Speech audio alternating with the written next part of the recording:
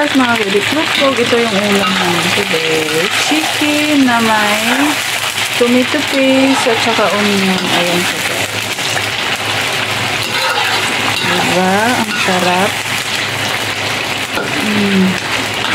Panamit. Good. So, ayan guys, lagyan natin ng ito. Ayan. Para mas lalong sasarap. Haluin. Kailangan haluin palagi guys para hindi siya didikit. Diba? Ganyan na siya.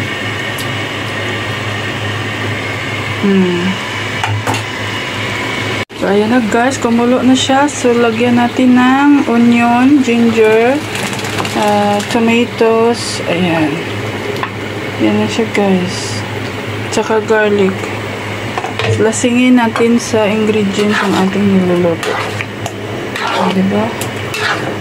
Ayan siya. Tapos pag kumulo na siya mamaya, kunin natin yung manok para hindi madurog.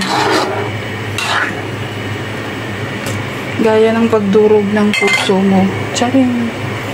So, ayan. Takpan natin. Ito yung isang sauce natin.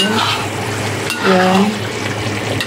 Sinalin ko na yung iba doon sa kabila, guys. Kasi kailangan ito hindi siya maanghang. Tsaka gawin natin jollof rice ito. Ayan.